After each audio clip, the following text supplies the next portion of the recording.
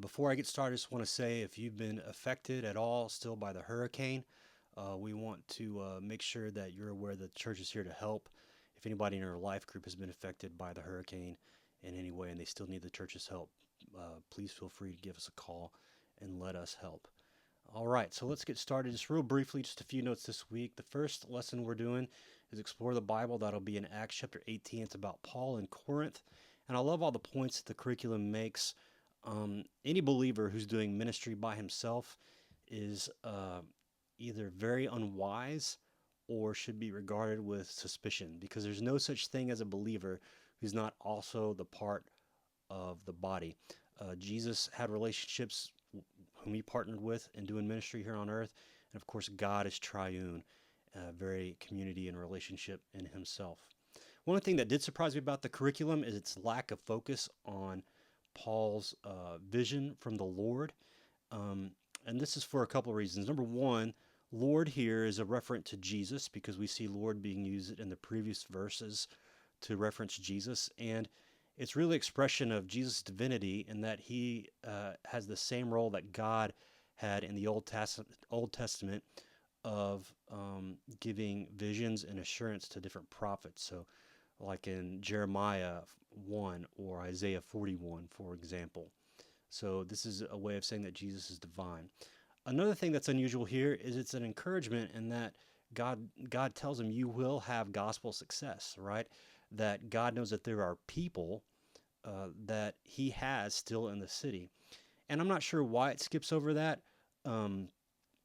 This theme appears elsewhere in Acts chapter 13, 48, Acts chapter 15, 13 through 14, Acts 23, Acts 27.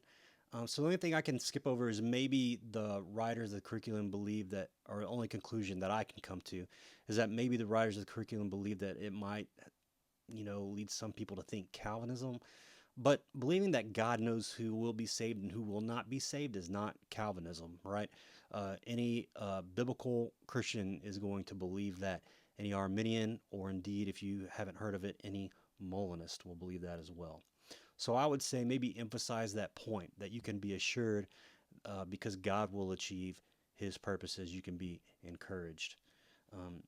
The next curriculum we're going to cover is the Gospel Project, which is God's test of Abraham. And I really don't have a whole lot to say about this one other than just I think you really need to make sure that you mention Hebrews chapter 11, 17 verses 17 through 19 in your teaching, and verse 5 in the passage where Abraham says, the boy and I will go over there to worship, then we'll come back to you. And this is for two reasons. Number one is that a lot of people will say that resurrection was a later Christian invention. It's not in Scripture, but it is embedded in the Old Testament, although maybe not as obvious as we would want it to be.